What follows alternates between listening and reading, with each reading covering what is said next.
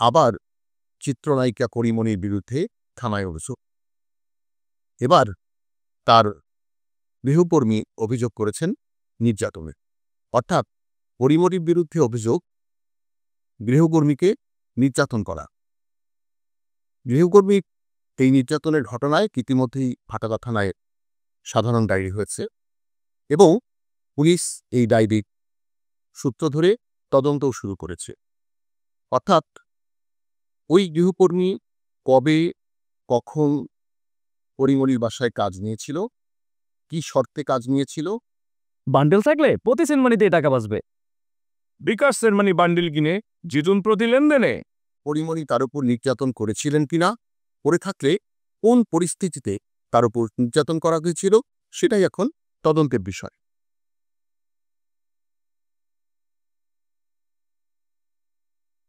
পরিমণির বিরুদ্ধে তদন্ত, মামলা, গ্রেপ্তার এই বিষয়গুলো একেবারে নতুন না।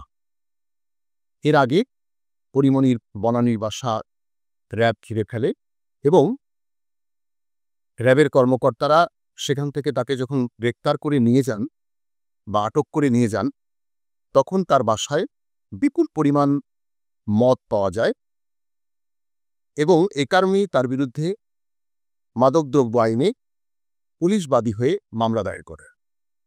এছাড়া বহুল আলোচিত পুলিশ কর্মকর্তা বেনজির আহমেদের নেতৃত্বাধীন বোট ক্লাবে গিয়ে গভীর রাতে পরিমণি ভাঙচুর করেছেন, বিনামূল্যে মদের বোতল নেয়ার চেষ্টা করেছেন, এমন অভিযোগেও তার বিরুদ্ধে মামলা হয়েছিল এবং সে মামলাতে পরিমণি গ্রেপ্তার হয়ে কারাগারে ছিল। সেই দুটি মামলা পরস্পর বিরোধী দুটি মামলা, একটি বোট ক্লাব কর্তৃপক্ষের হয়ে মামলা, আরেকটি পরিমণি নিজেই বোট ক্লাব কর্তৃপক্ষের বিরুদ্ধে করেছেন।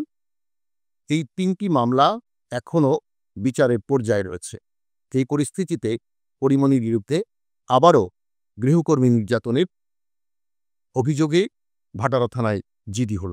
Enamul Kabir Rupam, channel I, Dhaka.